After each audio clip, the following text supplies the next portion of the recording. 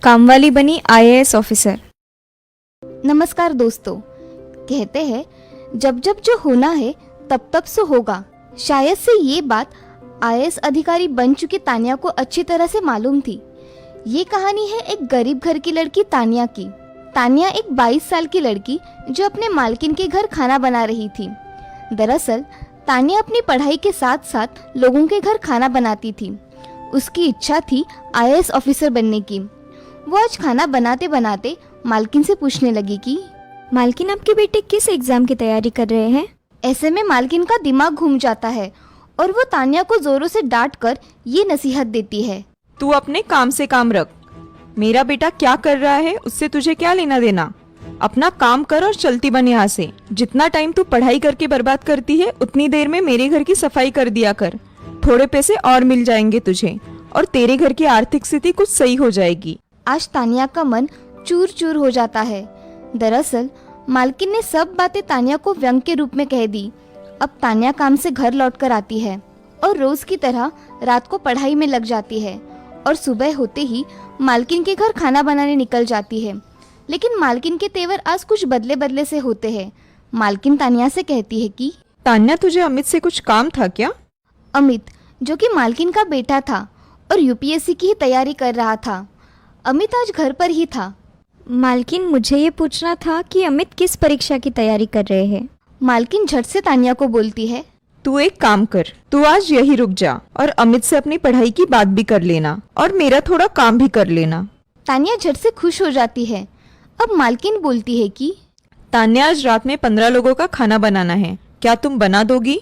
तान्या झट से हाँ बोल देती है क्योंकि उसे यूपीएससी की परीक्षा के लिए कुछ किताबें चाहिए थी और तान्या को मालूम था कि मालकिन का बेटा अमित भी यूपीएससी की परीक्षा की ही तैयारी कर रहा है और उसे पढ़ाई के लिए किताबें मांगने पर मिल जाएगी। अब देर रात हो गई थी। तान्या सभी 15 लोगों का खाना बनाती है और मालकिन से पूछती है कि मालकिन, अमित भैया को आप बुला दीजिए, मुझे उनसे कुछ पूछना है। लेकिन मालकिन का काम तो पूरा हो चुका था।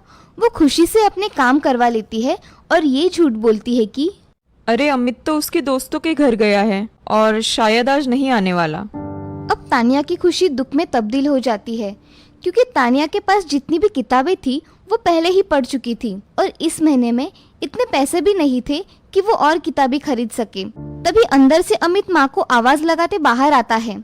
अब मालकिन का झूठ सामने आ चुका था और बात को खुद से ही काटते हुए अपनी बात पर पर्दा डालते हुए वो कहती है कि बेटा, तू तो दोस्तों के साथ था ना? बेटा, तान्या पढ़ाई के बारे में तुमसे कुछ पूछना चाहती है। अब अमित तान्या से पूछता है।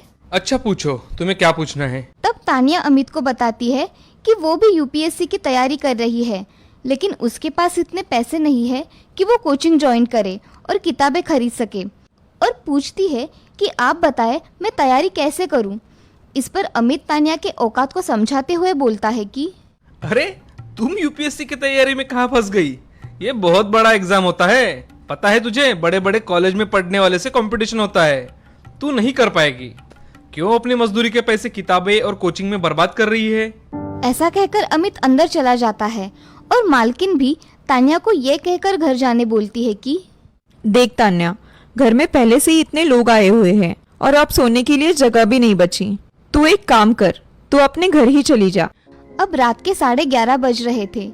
एक अकेली लड़की जो थक हार कर इतने काम करके घर आ जाती है और बहुत रोती है क्योंकि अमित ने तान्या को उसकी औकात जो बतला दी थी। अब तान्या इतनी थक चुकी थी कि उसका शरीर जवाब दे रहा था।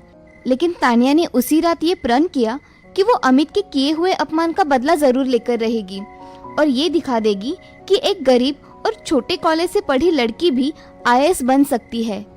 तान्या अब उसी रात को अपना टाइम टेबल बनाती है और ये तय कर लेती है कि रात में उसे मालकिन के घर खाना बनाने के बाद घर आकर रात में रोजाना 7 घंटे पढ़ना है और दिन में कम से कम 3 घंटे। तान्या अपने 10 घंटे का टाइम टेबल बना लेती है। लेकिन सबसे बड़ी समस्या थी किताबों की कि किताबों के लिए पैसे कहाँ से आएंगे। तब तान्या ने ठान लिया कि वो फिर से एक बार मालकिन के बेटे से किताब मांगेगी। क्या पता वो दे ही दे और ये सोचते हुए सो जाती है।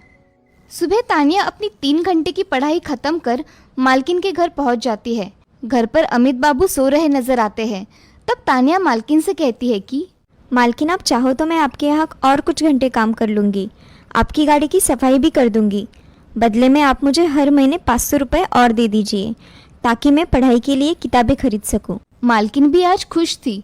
वो कहती है कि एक काम कर, मैं पैसे तो नहीं दे सकती मगर अमित की किताबें तुम्हें दिला सकती हूँ। तू पढ़कर जल्दी जल्दी वापस कर देना। अब तानिया की खुशी का ठिकाना नहीं था। माँ के कहने पर अमित तानिया को किताबें पढ़ने के लिए देने लगा और अब से तानिया अपनी पढ़ाई की गति दुगनी कर देती है। जो किताबें अमित के अलमारी में पड़ी धूल की बेड़ चढ़ रही थी, उनका अब उपयोग होने लगा था।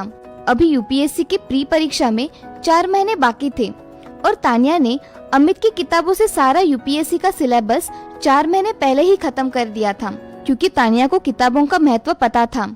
इधर अमित यूपीएससी से हटकर अपनी अलग ही दुनिया में मस्त था, लेकिन माँ को दिखाने के लिए वो तानिया को दी हुई किताबें 2 से 3 दिनों में मांगने लगता था।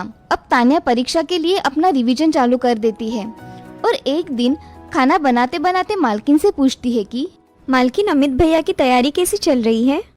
इतने में अमित वहां आ पहुंचता है और फिर से तानिया को उसकी औकात दिखाने में लग जाता है। लेकिन अब की तानिया वो तानिया नहीं थी जिससे उसने 6 महीने पहले किताब देते वक्त बात की थी। अमित पूरे रौब में फिर से तानिया से यूपीएससी में कितने पेपर होते हैं ये पूछने लगता है और इस पर 2 मिनट में तानिया पूरे सिलेबस को अच्छे से समझाकर अमित से अंतर्राष्ट्रीय संबंध के हाल में घटे हुए एक मुद्दे पर प्रश्न पूछती है। लेकिन बेचारे अमित को तो दूर दूर तक यूपीएससी के करंट अफेयर की जानकारी भी नहीं थी। वो बात को घुमाते हुए फिर से तानिया को अपनी औकात दिखाने की कोशिश करता है और वहां से निकल लेता है। अब धीरे धीरे समय बीत जाता है और यूपीएससी की प्रारंभ परीक्षा आ जाती है। तानिया परीक्षा पास कर लेती है, लेकिन अमित परीक्षा पास नहीं कर पाता और ये बताता है कि इस बार उसने परीक्षा दी ही नहीं। लेकिन तानिया तो पास थी, परंतु ये बात वो मालकिन और अमित को नहीं बताती। अब मेंस की बारी थी। अब तानिया दुगनी मेहनत में लग जाती है और मेंस में सफल रहती है। अब वो इंटरव्यू का इंतजार करने लगी थी, लेकिन जिस दिन इंटरव्यू था उसी दिन मालकिन ने जोर देकर तानिया को काम पर बुलाया था और ये भी कहा था, अगर आज तू नहीं आई तो आगे तुझे कभी भी आने की जरूरत नहीं है। तानिया को तो ये तय था कि वो उस दिन नहीं जाएगी, क्योंकि उसे यूपीएससी की बिल्डिंग में इंटरव्यू के लिए जाना था।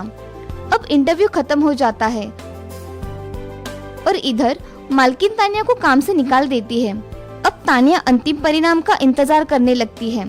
तभी यूपीएससी के रिजल्ट आ जाते हैं और तानिया को 369वीं रैंक मिलती है। जी हाँ, तानिया ने 369वीं रैंक सिक्योर कर ली थी। अब तानिया की खुशी का ठिकाना नहीं था। एक गांव की लड़की यूपीएससी परीक्षा पास कर आईएएस बन चुकी थी। आज जब यूपीएससी के अंतिम रिजल्ट का पता अमित को चलता है तो वो भागे भागे तानिया के घर आता है और उसे उसकी स्ट्रेटजी के बारे में पूछता है। आज मालकिन भी अमित के साथ पहली बार तानिया के घर आई थी। तानिया सोचती है कि वो भी एक दिन था जब मालकिन और अमित भैया मुझे मेरी औकात बताते थे, लेकिन शायद तानिया अमित जैसी नहीं थी। उसने अमित को अपनी सारी स्ट्रेटजी शेयर कर दी और तानिया आईएएस ट्रेनिंग की ओर निकल जाती है। दोस्तों, आशा करते हैं कि तानिया के जिंदगी के महत्वपूर्ण पल आपको बहुत बेचैन कर देंगे, अपने पढ़ाई के प्रति आकर्षित कर देंगे, अपने लक्ष्य के प्रति प्यार भरे अंदाज में बढ़ने को समर्पित कर देंगे। मुझे आशा है कि ये कहानी देखने के बाद आप अपने आप में बदलाव करेंगे।